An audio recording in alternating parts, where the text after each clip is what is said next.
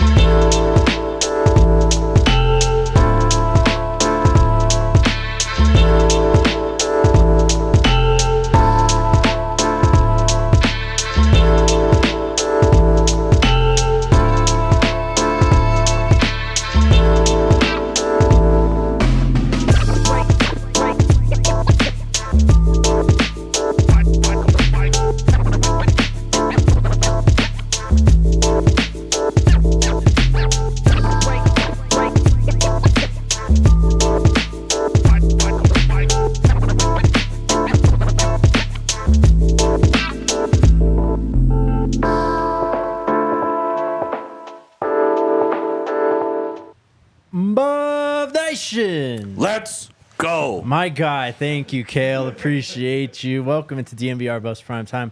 Coming to you live from the Toyota Lounge, driven by your Front Range Toyota stores. Toyota, the official vehicle of DNVR. 3 days out. You feel it coming? 3 of them things, bro. We finally made it, bro. Yep. Only a couple more sleeps, bro. Next time I'm on here with you, bro, we gonna actually have a game Yes, to talk sir. about. Bro. Yes, Let's sir. get it.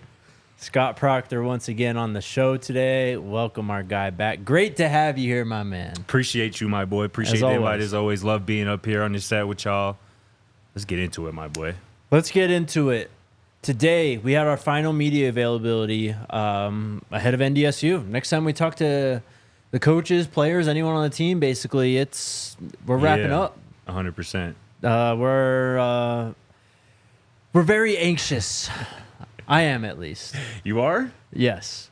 I Hey, could man. just feel it around the team, though. Like, everyone is so ready to go for Thursday Yeah, bro. night. When you hitting the same dudes and your teammates for months on end, bro, and you finally see that light at the end of the tunnel, you feel me? It's a different feeling. I feel you though. I feel like they're a bit more locked in, and I think they feel that it's 72 or so hours away, man. Mm-hmm. It's gonna be cracking here Thursday night. So let's get into practice today. No players, just the coordinators, Coach Shurmur and Coach Livingston up on the podium. Let's start with Coach Livingston. Heard a lot about this defense throughout spring football and the early days of camp. Yeah. And I think the arrow's still pointing way, way up with them. Yeah, man. I love interacting with Coach Livingston, man. He Got a great impresses vibe. me. He impresses me every time we get a chance to talk to him, for sure, man. A few things that kind of stood out to me out the gate. Just talking about the NDSU matchup. He obviously talked about the fact that North Dakota State ran a 2-quarterback system last year. They're probably going to do the same this year. Cam Miller probably be the starter out the gate, their main starter, but Cole Payton as well is a real weapon as a runner from the quarterback position. I think dude like 6'3", 230.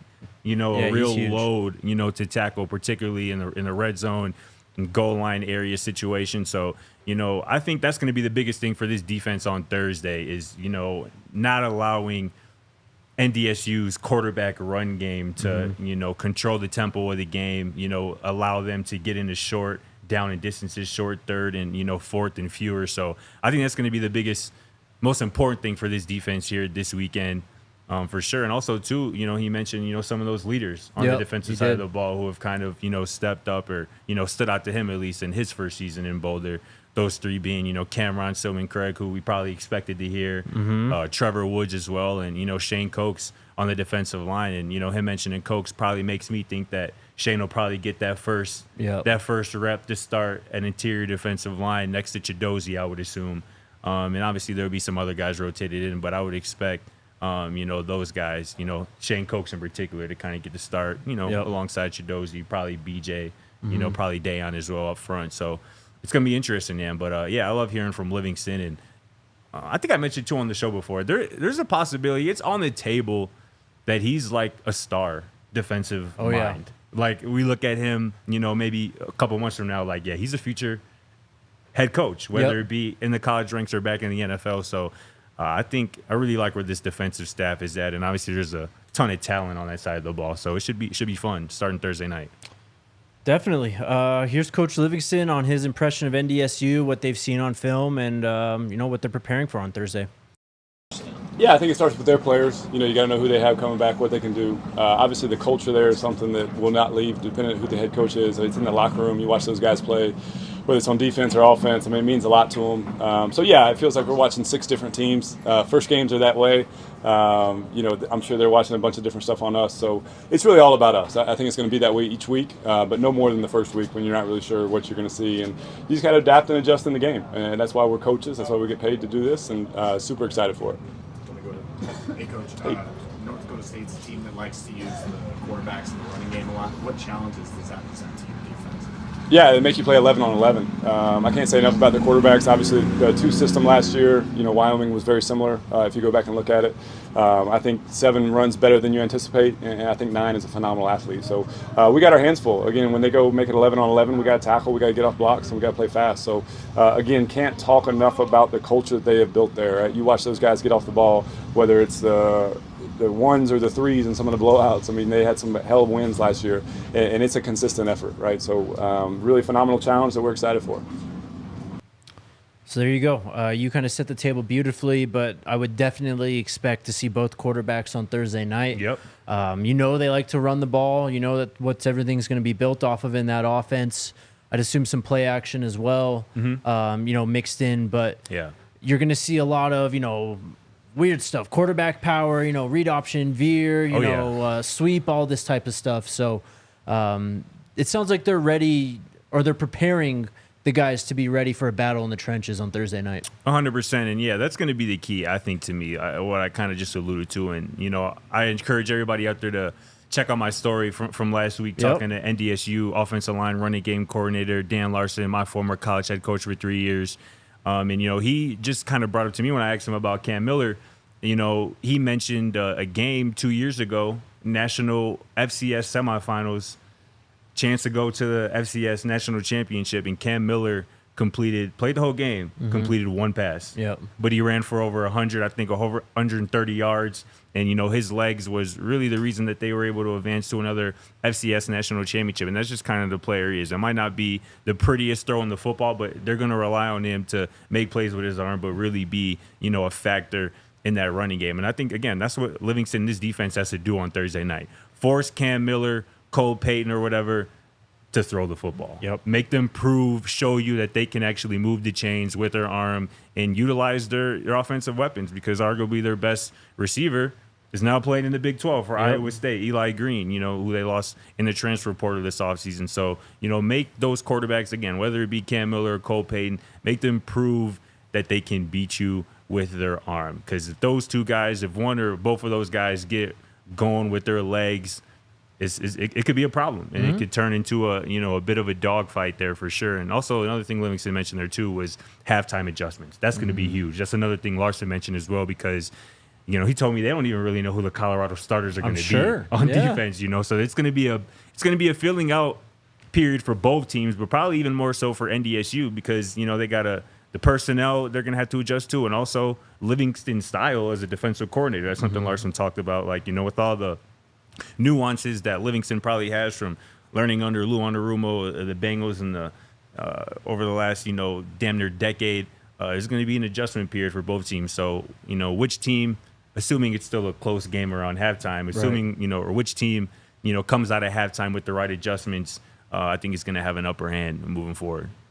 Yeah, and then Coach Livingston mentioned it today. It's like watching 6 teams, and that's just North Dakota State, a team who does not have much movement in the transfer portal. They're very traditional in how they build their roster in terms of bringing guys in, having them come all the way up. So it's just week 1 for everyone in college football, and I think you saw a little bit. We'll get to some week 0 takeaways later in the show, but I think you saw a lot of that on Saturday in week 0. A lot of teams just kind of feeling each other out and stuff. They may get a play to pop here and there, but you saw a lot of comebacks too in week 0. And I think a lot of that was what you were saying with the second half adjustments.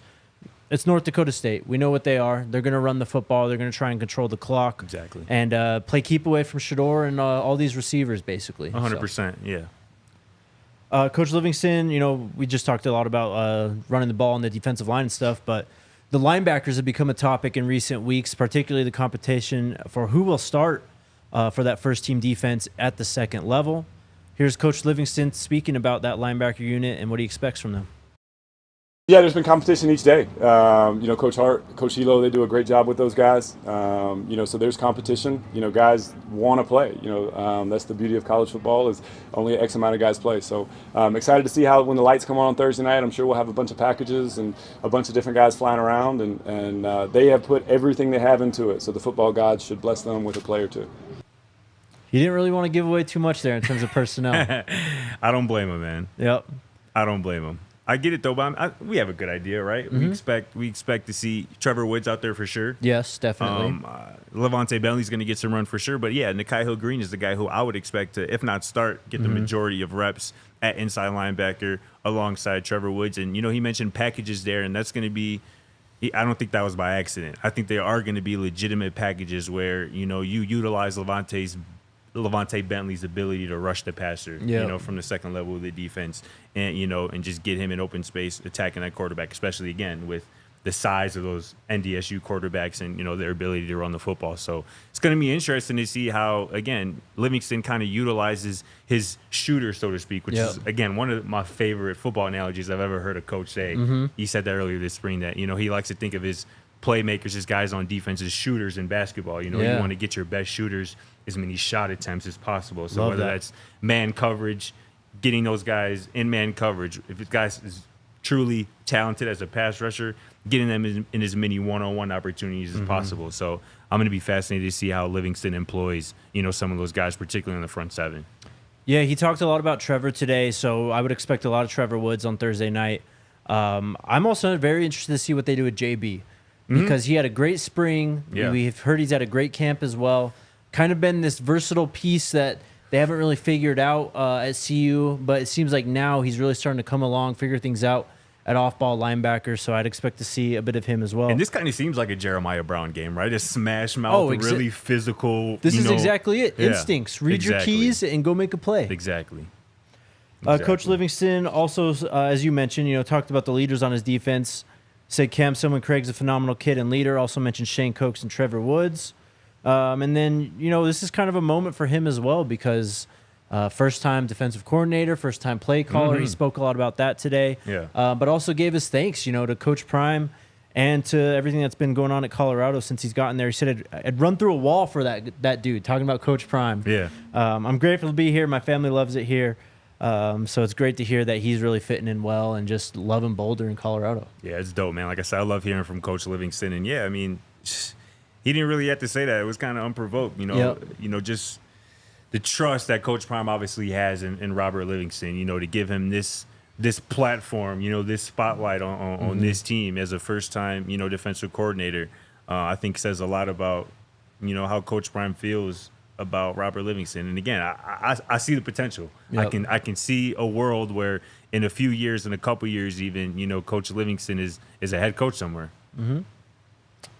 Would not be surprised. I'm very interested to see defensively what the Buffs throw out at the Bison on Thursday night. We saw like a four-man front, I think, usually in the spring game, and in a lot of the clips, that's what we see. Would you be expecting them to go bigger on the front, maybe drop an extra guy down, get a guy like Shane Cokes in a wider side type of set, maybe to more utilize his skill set? I mean, honestly, I'd be a bit surprised. I would expect to see the traditional 4 down linemen, 2 linebackers, 5 DBs on the field because, your DBs are so versatile and, at least a few of them, those safeties in particular, Shiloh, Cameron, can come down and fill the run lanes, pretty easily.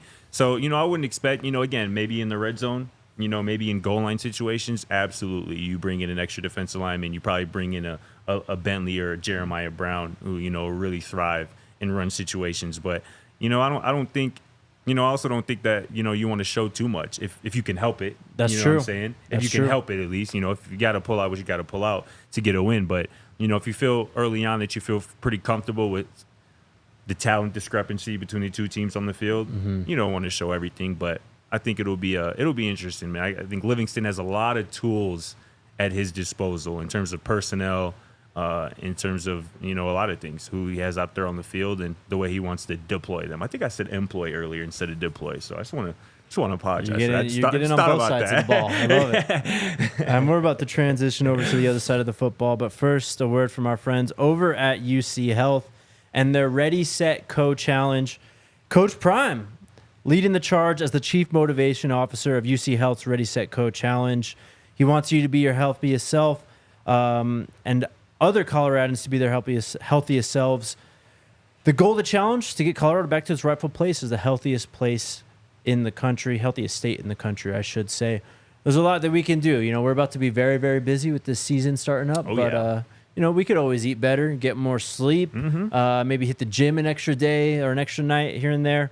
So just a few things that you could do to be your healthiest self. If you want to join UC Health's Ready, Set, Co challenge, click the link in the show notes or go to uchealth.org/readysetco.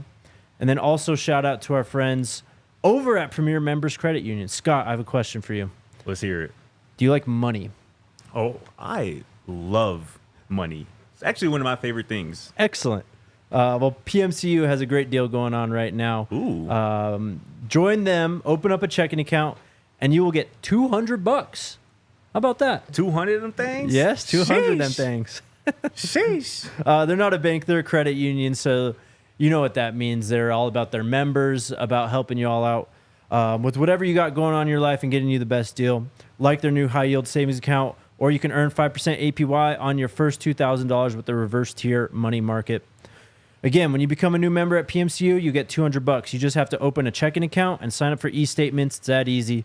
This will be your best money move yet. Head over to becomepremier.com to find out more. All right, to the offensive side of the ball. Shurmur spoke a lot today about a lot of different things, preparation for NDSU, his role being on the sideline this year as opposed to being in the booth. Yeah. QB2, tons of things. So let's just get into this. Pat Shurmur on North Dakota State and what he's seen scouting their defense so far. Did you get what you wanted to get implemented in terms of a game plan going into the season opener? Oh, I think so. I think, we've been able to work on all the things really throughout the year that we would do in really the first month of the season. And, we're playing a different style of defense than the one that we play against in training camp, so that's been good too, because we can work on some of the things that we'll see as the season progresses. But we feel good about our plan moving into this first game. Right, you go. Yeah, I said it at the outset, but, they're a team that's built on toughness. They got a rich winning tradition. They're very fundamental in their approach, but I'm going to say fundamental in their approach because they have enough wrinkles to keep you on your toes, whether it be pressures, simulated pressures. They will play some man. And I think it's just a cultural thing with them. I would think, I think they've got a lot of really talented players, All-Americans, to say but they also, the sum of the parts, I think they really play really, really good team defense.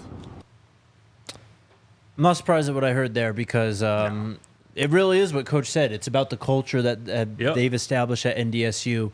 And they've got a brand, like a certain play style, you know what I mean? Mm-hmm. And they may have a new head coach, but it's not going to change too much from what we're used to seeing from this team. Defensively, a lot of Tampa 2, some cover 3. They will play some man here and there. Yeah. But they also like to, play some games with the slot defenders too. Send them on blitzes, drop them in and out.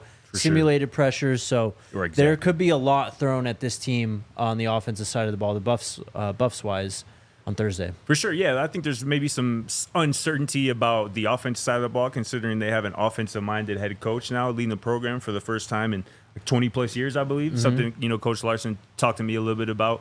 But, defensively, you pretty much know what you're going to get, man. This is going to be a fundamentally sound defense, and that's obviously, what Shurmur, talked quite a bit about there.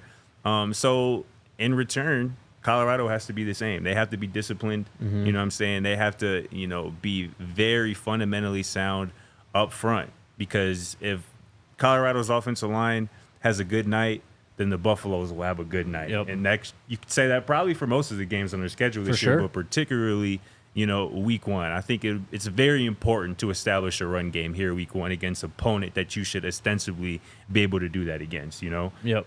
Charlie Offerdahl, Dallin Hayden, whoever, gets in after him, Augusta, either the two true freshman running backs even. I think this is going to be a game where you get hopefully a 100-yard rusher. You run for $150 as a team in addition to Shedeur and those receivers just doing what they do. So, and a lot of that's going to fall on Pat Shurmur. He talked a little bit about the script, the opening script. That's something that Coach Larson used to do when I played for him, and I'm sure Shurmur does something similar. You script out probably the first 10 to 15 plays or so, the first 2 drives or so. And obviously there's going to be some variation depending on down and distance and how things go from the first couple plays. But, you have, 10 or 15 plays that you've practiced a ton that everybody, all those 11 guys on the field feel really good about. And it's also going to tell you, those 10 or 15 plays, what plays later in the game you can run off of that. Right. If you run a certain run play, you might have a play action, off of that, kind of same look and whatnot. So, Shurmur's going to have he's going to have to get creative a little bit, but not too creative, hopefully. So it's going to be interesting for sure. Yeah, it's going to be interesting for me to see the offensive balance on Thursday. We just talked about the defense and how we know North Dakota State's going to come out, run the football, play action. They're going to try and control the game, win time of possession. But if the defense does their thing on the other side of the ball for the offense, it's kind of the same thing. I think they, if you can counterpunch them, run the ball, and own time of possession yourself, that's just as good of a counter as it would be on defensively, getting stops here and there. No doubt. But you also got to score, too. I think Colorado should aim to score every time they touch the ball on Thursday night. And if that happens, I don't think it'll honestly really matter what happens defensively too much at that point, too. Yeah, I have to agree with you. Coach Shurmur also spoke, again, he's going to be on the sideline for games this season. He also talked about the impact of having the tablets on the sideline as well. A different change for him come from the NFL? But let's hear it. I think, especially at this level, communication with the players, and this is a way different operation and field than pro football, and so it's no huddle, and you can make quick changes on the field. Things change constantly when you're in no huddle, and so that's why I felt like being down there. Instead of telling somebody to tell somebody, I'll be right there so that I can make those switches in real time. And then the second question is, and then I'm sorry. So the other part of it is, typically in the NFL, it's a much slower game, right? Because you're playing from the huddle, quite frankly, and so a lot of the communication you can get through the communicator to the quarterback to do in the huddle. Here, it's all happening in real time. Everybody's spread out, so that's part of what went into it. Plus, also, it gives me an opportunity between series to visit with Shedeur face to face, and we can talk about things that we want to do moving forward. Way different game. I'm curious, though, also, do the tablets, you guys can use those this year? Does that play a role, too, that you now can look at those on the sidelines? Or? Yeah, I think they're good. I think the biggest change for college football, like I'm used to the tablets from the NFL. It used to be tablets with pictures. This is actually tablets with video. So guys in the press box can grade their players in real time. I think, but they're very advantageous when you can see what's happened. If you run a similar play later on, a lot of times the plays just keep changing, but you can tell how teams are playing in real time. It's good. It's good stuff. So both coordinators on the sideline, but again, I think the impact of having those tablets and being able to live react, live learn from what you just saw on the football field, especially for a guy like Shedeur Sanders, who Precisely. That's where he makes his money is being a great player off the field, being a great teammate, but the film study, learning, defensive tendencies and all that stuff. That's a massive advantage for Shedeur. And for Coach Shurmur, I mean, he's kind of coming from that realm too. So it's a little bit of a, going back to some of the NFL type of setting. Of course, he's going to be on the sideline though. So Right. Yeah, I thought that was fascinating too.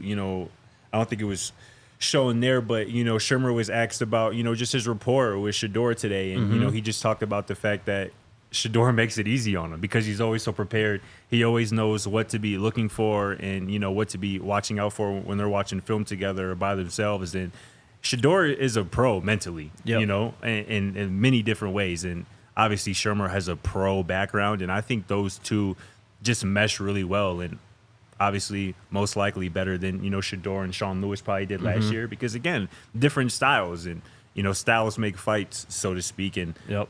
you know, again, I think Sean Lewis is a fine coach. I think he's going to do fine at San Diego State, right? I think he just actually named Danny O'Neal. Danny O'Neal, former CU Buff commit, Yep. a true freshman, correct, as his starting quarterback. So, you know, again, it looks like, you know, to me at least, that Sean Lewis, you know, probably wants to be able to talk through things more and, you know, be more of a hands-on coach with his quarterback. But Shedeur don't need that. You No. know, Shedeur don't need that. Yep. Yes, he needs coaching, and he needs somebody, you know, give him a different perspective out there on the field from the sideline, what he's seeing from the sideline and whatnot. But I just think that's mending of the minds, rather, Yep. is going to be really special between Shedeur and Shurmur this season. I agree. Last clip we have from Coach, I asked him about the offensive line. Story of the offseason. How does he feel about them at this state 3 days out from NDSU? Very confident. Very confident. I think those guys have worked extremely hard together. Fortunately, we haven't had a lot of injuries, so they've got a lot of time on task. The 5 guys that we're going to start working together, and I got a lot of confidence in them. I got a lot of confidence in all these young men. You know, I feel like they're going to go out and we're going to put them in a good spot and let them do the things they do. So first part at the end there, he just sounds very confident in the team and what he's seen at practice. Yeah. But again, reports on the offensive line all sound great. He did mention, you know, we've got a top 5, so there's been a lot of talk cool to about reshuffling on the offensive line and stuff. Right. I wouldn't be surprised if maybe there's a 6th or 7th offensive lineman who gets in the game and plays, Same. but other than that, that's going to be it. I think you really roll with your top 5, kind of like what they did with TCU last year. For sure. Yeah, it's going to be again, hopefully you don't have to do too much shuffling. Hopefully that starting 5 you throw out there plays well enough to where, you know, they stay out there until maybe the game's out of hand. But I think it was good to hear Shurmur say that there's a starting 5 that they feel really good about it, because I know Lowell Holt mentioned last year that, you know, there's about 6 to 8 guys that they feel good about, which is good. You need that depth. Injuries happen, but also too, it's really great that injuries, knock on wood, haven't really hit this offensive line group, obviously, like Shurmur just mentioned there. That way they can get the reps in preseason. You don't have, you know, 1 or 2 guys missing a bunch of valuable time together, getting reps with that starting 5, with Shedeur, you know, with whoever's in the backfield as well. So I think that's another just a positive sign, you know, coming out of camp, because as we've seen, injuries have been popping up kind of all over the place, you know, in preseason college football here, which sucks. We hate to see that's the worst part of sports, injuries. But, you know, again, thankfully, CU has, you know, been relatively unscathed. I know Khalil was dealing with some stuff last week that kept him out of the open practice. Or was that the week before? That was the week before. Yeah, he got back last week. Yeah, right. So yeah, it's been all good, and obviously Shurmur sounds confident, like we saw there, and he has some reason to be. You know, Jordan Seaton is who I'm going to be watching on Thursday. Of course. Very closely, along with most of the college football world. But, his first college football action, you know, it's going to be something to watch, and he's going to have a lot on his plate. I'm sure, you know, the the NDSU defensive coordinator is going to, you know, send some exotic looks his way to see what he can pick up kind of mentally as well as physically. So that's going to be fascinating to watch, man. Being Shedeur Sanders' blindside protector is not an envious job, but it's a job that if you do it well, you will be rewarded handsomely. Yes, very handsomely. A couple more things. Coach Shurmur was asked about Cardale Thomas. He started practicing last week with the Buffs as well. He sounds like he's been really impressed by him. He said he's done a really good job. He's a really fine player. He got a late start, but he'll be available to play if we need him, but he won't be one of the front liners this week. And also mentioned that he's a great guy, wonderful person to be around, just seems like a great kid. But it sounds like they got another piece in that offensive line. He certainly looks the part. Because he was talking also saying, like, you know, not this week, but in the future, he'll be ready to go. Yeah. So I mean, that's a late ad that could be proved to be very valuable for the depth of this offensive line unit down the stretch. And again, he's played, you know, a decent amount of football from what I remember. So it's a nice late ad, like I said, at a position that is, again, you're going to need depth, whether it be early or late or both. Yep.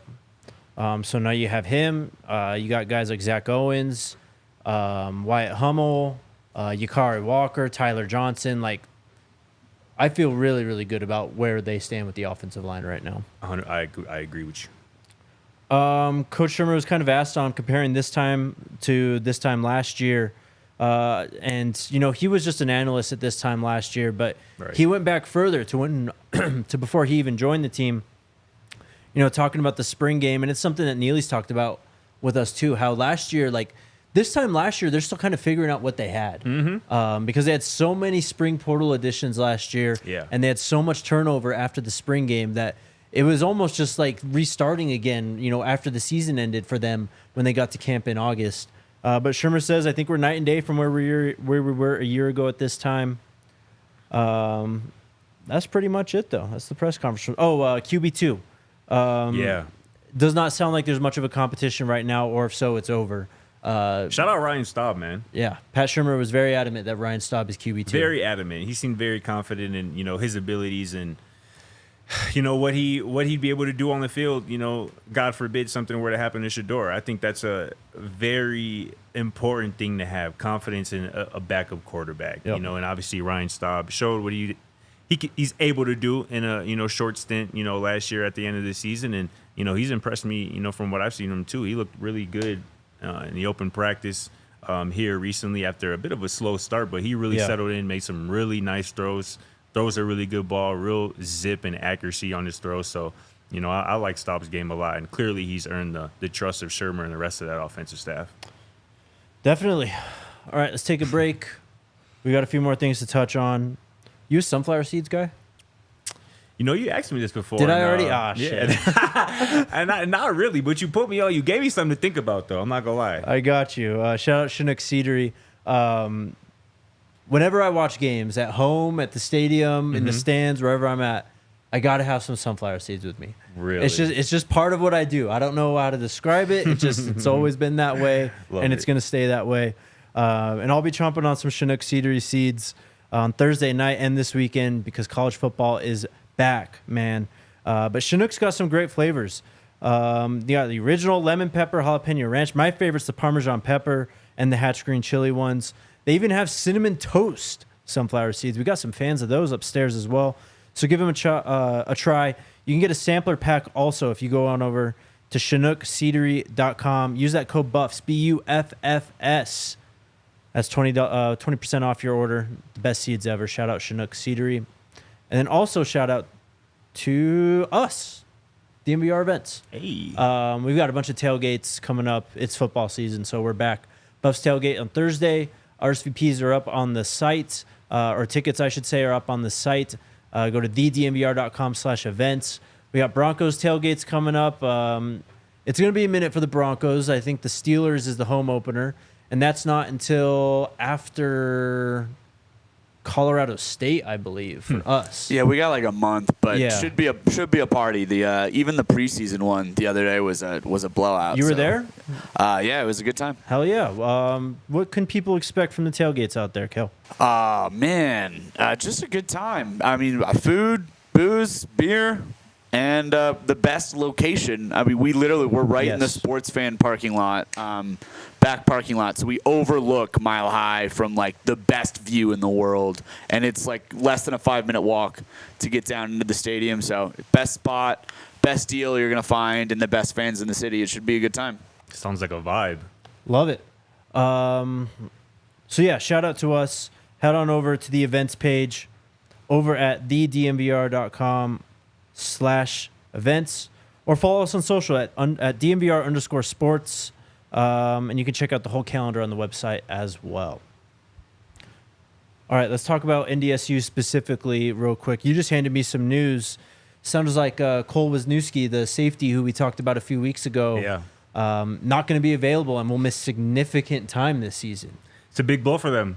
He's obviously an All-American, their best defensive player. You know, I asked Coach Larson about Wisniewski specifically last week, and obviously he was just going just about, you know, just a former high school quarterback who has played linebacker, obviously made, his hay here recently at defensive back, and just a versatile, tough-nosed player who's just a playmaker, for their defense. And, again, best player on their defense. That's a huge loss, a big blow for the Bison. And we won't be seeing him Thursday night. And, hopefully we'll see, him sometime this season. But it won't be Thursday night. So it's a tough blow for the Bison. Yep, big news. We wish him well, obviously, but Buffs are going to take it, use it for their advantage on Thursday night. And then head coach Tim Polasek, I believe this was today, had his press conference. Oh, yeah. And was asked, obviously, about Colorado in week 1. And he gave some, you just got to listen to this. Here's Coach Tim Polasek on Shedeur Sanders. Yeah. 4 weeks ago, getting started on this process, everybody's asking about Colorado. My mind, just went to off-schedule plays, him making things happen, outside the pocket or, off schedule, right? He's the best player that NDSU has played yet. Okay, and I really believe that. This guy is process-oriented. He's progression-based. He's aware of footwork and timing and rhythm. He takes what the defense gives him. Okay, he goes to the right spots, and then on top of that, he can play off a platform, different platforms. I think he has a great ability. Probably in my opinion, his strongest suit is that he can get his cleats in the ground and deliver the ball quickly when he has to. And that has a positive effect on RPOs. That has a positive effect on relief type plays, a run with relief. He's impressive. If you were to line up and show him a 3-man rush, he's going to buy time back there, and hit second and third level throws that are uncommon, with great accuracy and deep crossers and those kind of things. Some of his best plays are the simple play of throwing the ball away as well. I admire Shedeur from the standpoint that he's playing the position the way it's always been intended to play. Rhythm, timing, footwork, all matching up. And then you put on top of that the ability to extend plays looking to throw. He's not a runner first, but he is capable. But extending plays and keeping his eyes downfield is pretty impressive. It's exciting. I think our fans should be excited and should appreciate that they get to see one of the top, a first-round draft pick at quarterback get to play against the Bison. Than you thought then? Well, he's just, once you sit down, right, like I mentioned to Sam, I think we were talking, Pro Football Focus has all these cool different cut-ups, and I was able to pull his best 250 plays. And then you start to really have an appreciation for he's playing the position. There's a lot of guys that are really good, they're really scary, that just are making throws or they beat you with their feet. He is playing the spot. I several times found myself back in the quarterback coaching chair and bump, bump, bump, bump, bump, bump, bump. I mean, there's some rhythm there and there's some tempo, and you got to appreciate it. First off, so much to get into there. But first off, shout out to Coach Tim Polasek and North Dakota State for keeping it classy. That guy knows and not ball. Taking any shots. How about that? Some mutual respect for week 1, Scott. You gotta love it. You love to see it, man. If that clip right there don't get you fired up for Thursday night's game or Shedeur Sanders' final college football season, nothing will. Mm-hmm. That's great stuff right there. Great insight from Coach P. Again, somebody who knows football and offensive football as a offensive coordinator on the offensive staff at Iowa, a handful of years ago. So that guy knows ball, and you can hear it when he talks about Shedeur and what he sees out of number 2 watching him on film. Said he is the best player North Dakota State will have played against. Yeah, I mean, that's high praise. And he went through talking about how he said he pulled up Shedeur's top 250 plays from PFF. Wow. And kind of just broke him down. I mean, he's really done his homework on Shedeur. And, he said he's a first-round draft pick, all the things that he does well, which is all that we've been saying, you've been saying. 100%. So shout out to all the haters out there, Twitter, YouTube, otherwise, who try to say that Shedeur isn't this or that. Yep. Right there. There it is. Go. And I think it was great timing, too, because actually this morning I published a story on the Coloradoan talking about why Shedeur Sanders is arguably the best quarterback in college football. And it was 3 reasons that I want to get into quickly if I can. Sure. Situational football is huge, particularly from the quarterback situation. 2 situations that come up often and are important in deciding football games: in the red zone, in the fourth quarter, right? So in the red zone last year, these numbers are according to 24/7's Clint Brewster. Shout out to him. Yes. His tweets about Shedeur. You might have seen him. Oh, Some of that's- his stats, and I kind of just fleshed it out into a fuller Yeah, story, right? that's Coach Tim Brewster's son. He knows ball. He knows ball. He knows ball. Former college quarterback himself as well. There Clint you go. is. So in the red zone last season, Shedeur Sanders, make sure I get this right, threw 15 touchdowns to just 1 interception. That's pretty good, right? Not bad. In the fourth quarter, right? Brady mode, right? In the fourth quarter, Shedeur completed 72% of his passes for 11 touchdowns and 0 interceptions. And then how you play against top competition is a important factor into the success of a quarterback, especially one that has, plans of playing in the NFL. Yep. Obviously, Shedeur played in 10 full games last year, right? Excluding the game he missed in, the 3 quarters of the Washington State game that he left early. 6 games against top 25 opponents last year Shedeur played against. Against those top 25 teams, he completed 64% of his passes, 10 touchdowns, 1 interception. That's a baller. That's elite stuff, man. And obviously, you compare those numbers. Brewster also had those numbers on Carson Beck, who is a first-team AP All-America on the preseason All the team. awards. All the awards. So, and Shedeur is pretty much better than him across the board. Even Dylan Gabriel, who got second-team AP All-America, the Oregon quarterback, the former Oklahoma quarterback, Shedeur has got him, in those very specific, albeit important statistics. So it's Shedeur's one of the best in college football, if not the best. Coach Polasek, NDSU head coach, certainly agrees. He is the best quarterback in college football, for my money. I mean, there's no one better at commanding the game, being a leader, being a good teammate, and I love what he said too about playing the position. Again, as a former quarterback myself, great point.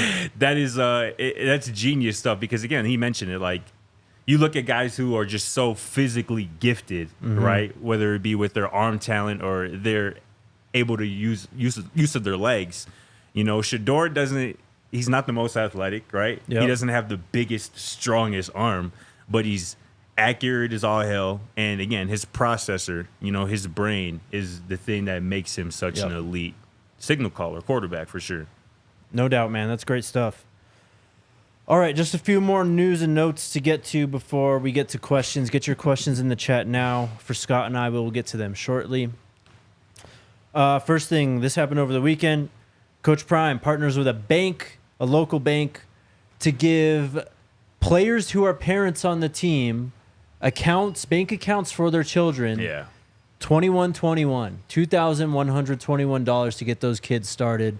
I never ever want to hear again how Coach only cares about his sons and Travis and all that because no one else is doing that in college football. That's life-changing stuff, man. Yes, it is. And that's the definition of bigger than ball, bigger than football. You know what I'm saying? Where, you have, a few guys in your program, in your locker room, on the Colorado football roster who are legitimately shaping the next generation. Yes. With their children and whatnot. So that can't be taken lightly, and that's awesome. I do remember seeing Coach Prime tweet about it like the day or two before. Like, I need to partner with a bank. Like, what's up? We're trying to go crazy, and a day or two later, you got something special like that going on. That's pretty cool all around.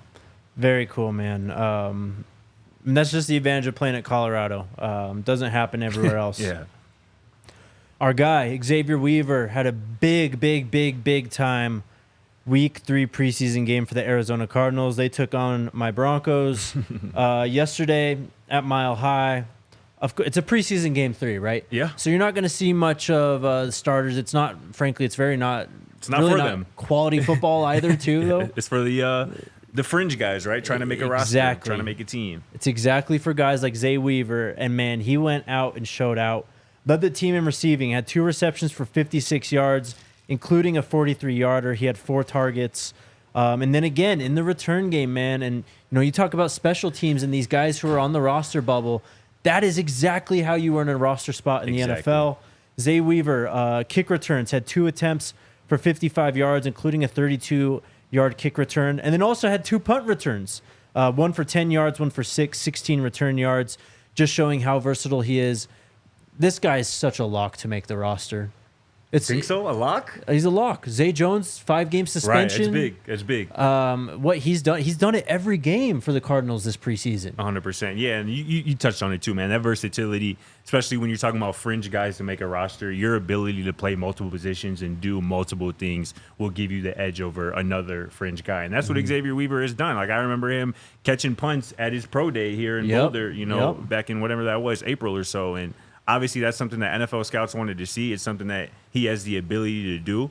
And again, with the even with the NFL kickoff rules changing, now for this season, like teams are putting an emphasis on how effective they can be in the return game. And obviously, Zay has shown the ability to be solid at that. And again, if that's something that he can do for the Cardinals, that's going to be a reason why they might keep him on the roster. But it's been cool watching him ball, make plays on offense, obviously, as well as a returner. And just hearing some of the Coach Gannon, Arizona Cardinals head coach. The OC, too. They love him. Yeah, they love him, man. They're glowing about him. And I think it was the OC. Petsing, I believe is his name, is something like that. Just talk about he just seems unflappable. Like nothing, can bother him or get him off his square, whether it's a third down and, a team period or, something else back there catching punts, when 11 guys on your other side of the ball are trying to take your head off. I think he's built differently from a mental standpoint, and that's going to help him, show what he's capable of physically. Yep. Thig Pen Kings just nailed it. Get him out of that number 30. For real. For real. I think he's a virtual lock to make this roster, but if not, he's going to land somewhere. He's put enough on film that somebody will certainly pick him up. No doubt. He will. No doubt. We've kind of tabled a lot of the realignment talk recently. We haven't really talked too much about UConn. There is some buzz about them joining the Big 12, though. Pete Thamel had a tweet today. The Big 12 president/ADs met with UConn today. No vote was taken on admitting the Huskies as expected. The call was informational in nature and discussion focused. It was led by the Big 12's outside consultant, which walked through UConn's media and market value. So that's still in flux.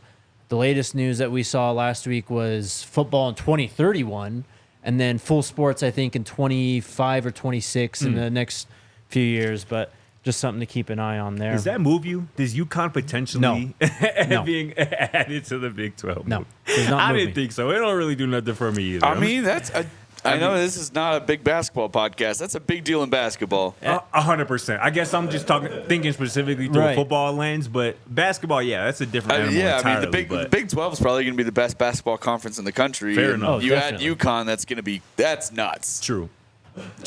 It would be, but I think they need to focus on the Clemsons, the Virginia Techs, and the Miamis of the world. Agreed.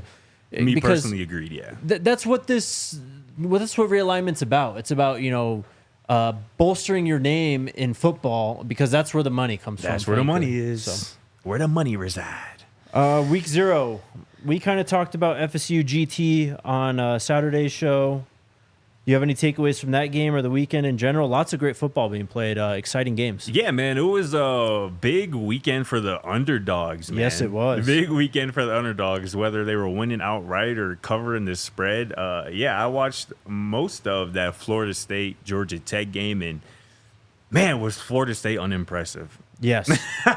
They were super unimpressive. DJU, I mean, he was talking, about quite a bit, coming over from Clemson and whatnot, for good and bad reasons. And, he just, looked out of sorts. That passing game looked out of sorts, particularly after last season because they were so explosive, right? With Jordan Travis and, Keon and Johnny Wilson, I believe. Wilson, yeah, so they had an explosive. Trey Benson was on that team. Yeah. Explosive passing game and offense as well. And that is not – that offense – Florida State on Saturday looked like Clemson's offense for the last, year or two, which is not ideal and not going to win a lot of games in the ACC, particularly with that schedule. I mean, I'm sure, again, with the new, CFP, kind of set up, a week 0 loss isn't the end of the world.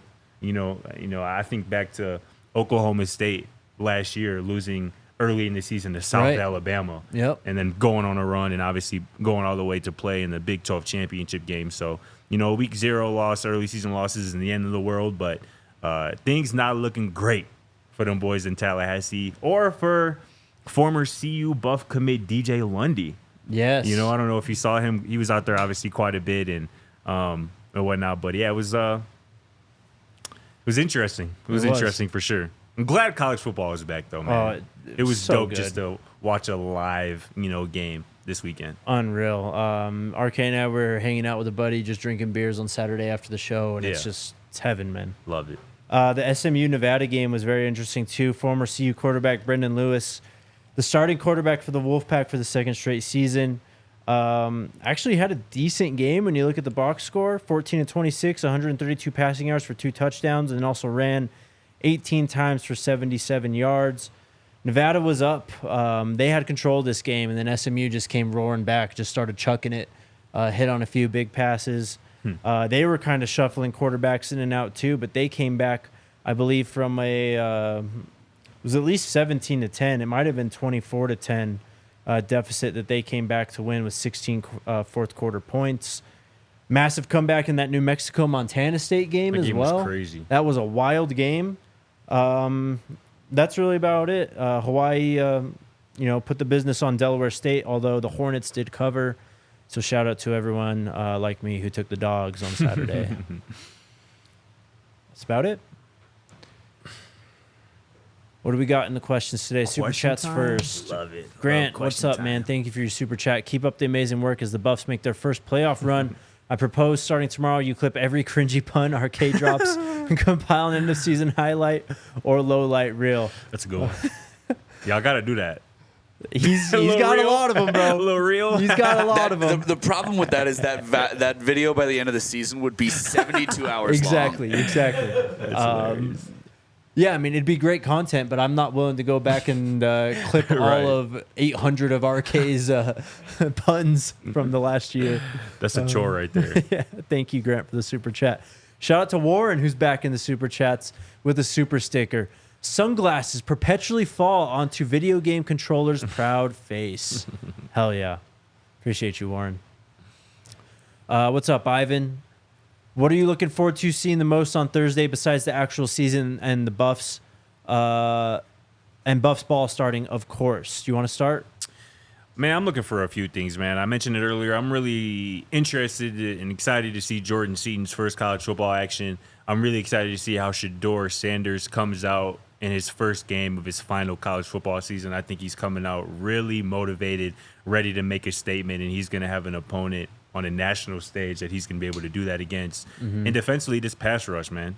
This pass rush. I can't wait to see B.J. Green in action, Deion Hayes in action in particular, as well as some of those other guys up front. So those three things in particular, I'm really elated to find out about. Love it. For me, it's mostly the new guys as well, particularly the transfers and guys at big positions of impact, defensive line. Chidoze, Torian Carter, even on the edge rushers, BJ, Sam, Deion. Those are the guys I'm looking forward to seeing the most. Yeah. Also, Preston and DJ, I can't wait to see them go out and work. Same. I think they'll have some opportunities to make some plays on the football. But that's obviously burying the headline. It's Travis and Shedeur. Yeah. I'm just excited to watch those guys play football again. Yeah. It's almost crazy how, at least to me, like Travis kind of flies under the radar sometimes He does, huh? as arguably the most versatile, best player in college football. But, he's just a naturally quiet dude, not in the media often, if ever. So I think, from that standpoint, people kind of might forget about him throughout the, rough of an offseason. But, once he get out there on the field between them white lines, I think he's going to quickly remind everybody why, he is who he is. Artemis, Scott, do you play CFB 25 or Madden? Appreciate the question, Artemis. Not no more.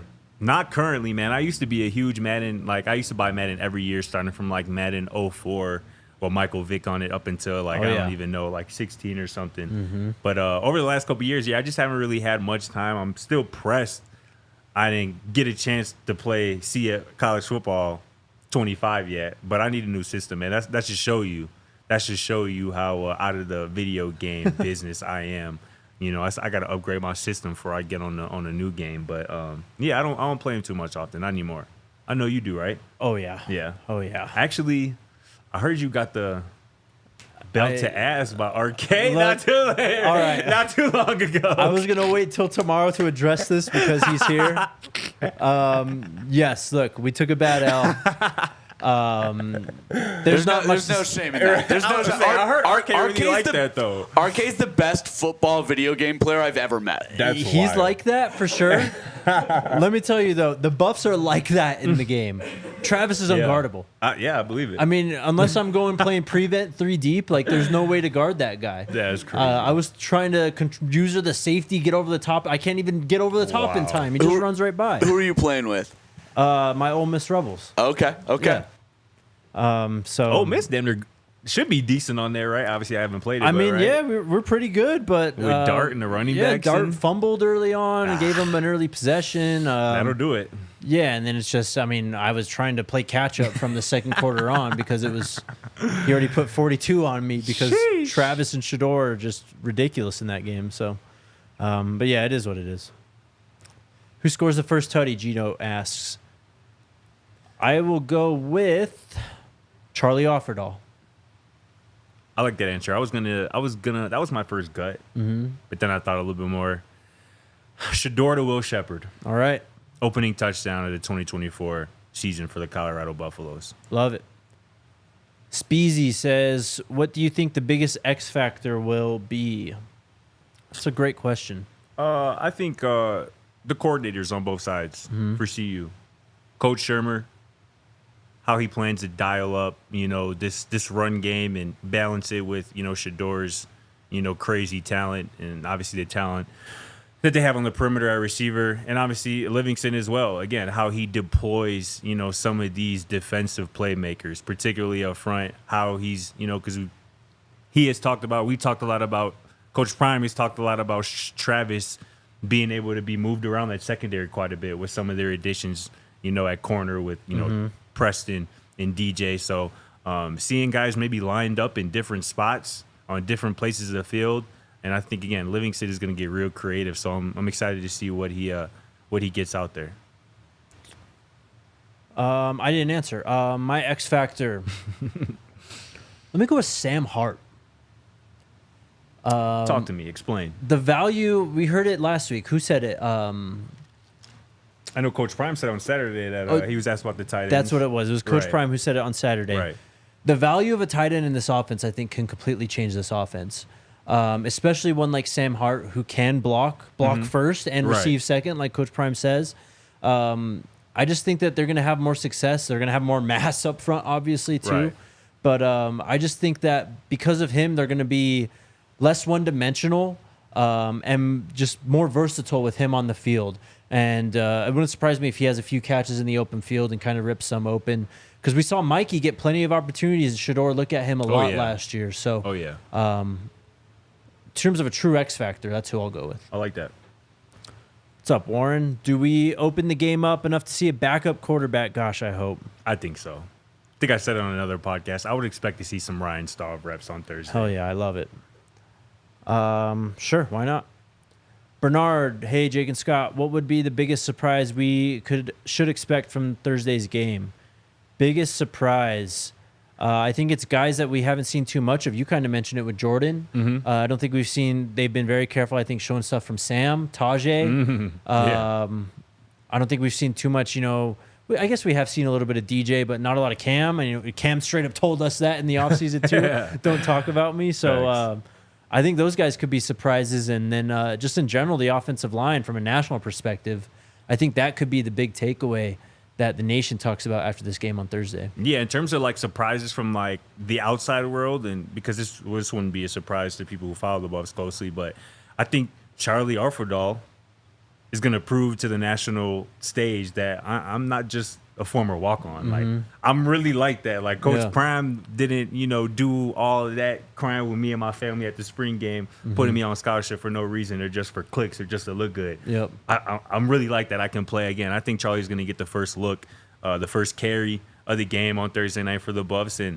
I think he's going to have a big opportunity to run wild and show that he's really like that. I love He's it. going to lead that backfield, at least to start the season. I love it. I can't wait to see him as well, man, and this entire stable of backs. Marlene, where is the DNVR tailgate? Tailgate is on the corner of Arapahoe and 28th in Boulder. If you go to thednvr.com/events, you can find the little page for the tailgate, buy your ticket and all that. We even got a little map up there too. If you just want to stop by, you can, I think, buy tickets too at the tailgate if you don't want to buy them online for whatever reason. So everything you need to know, either check the Buffs account, DNVR_Buffs on Twitter, or go to thednvr.com/events on the website. Final super chat from Don Peasy, our guy. Again, great show. Love when y'all talk ball. Per last show, my hot take is the Buffs will have 3 first-round draft picks this year. Can't wait for Thursday. Hell yeah, Don Peasy. I think 3 might be a little, might be selling them a little bit short there. Coach Prime said 4. I was gonna say, yeah, Coach Prime certainly thinks it's gonna be at least 3. Yep. So yeah. And then Big Teasy, our guy. Big Teasy in the house with a super sticker. Pear character lying on the side, raising his arms while saying, "How's it going?" How's it going, Big Teasy? That's it, boys. That is it. Tomorrow, RK will be back. Also, with that, I mean, big all city news today. We launched DLLS, Dallas. The Dallas branch is up and running. They had an emergency show first day too. CD Lamb signs his extension. It was meant to be. It was meant to be. That's what I said on Twitter. I was like, this is a sign from the content gods. That's hilarious. So go check it out. Shout out CD getting paid, man. Get Hell your yeah. money, big dog. Go check it out. If you're from Dallas, are a Cowboys fan, Stars fan, Mavs fan, just a Dallas sports fan, college stuff coming soon as well. Go check out our guys over at DLLS Sports. That's pretty much it. Thanks again, Scott. RK back tomorrow. Official season predictions tomorrow. Pre-game show Wednesday. Can't wait. Plug your stuff. Where can we find you? Follow me on X, formerly known as Twitter, at Scott Procter _ Procter spelled ER, not OR. And as always, follow my work at thecoloradoan.com. It's about to heat up something crazy here. This week is it's about to get wild. So stay tuned. Appreciate you, Jake, for the invite as always, Yes, man. sir. I love joining you and talking some Buffs ball with you. Let's do it again next week. Let's do that. All right. There you go. We'll see you guys tomorrow. Let's go Buffs. We all silly like the mayor.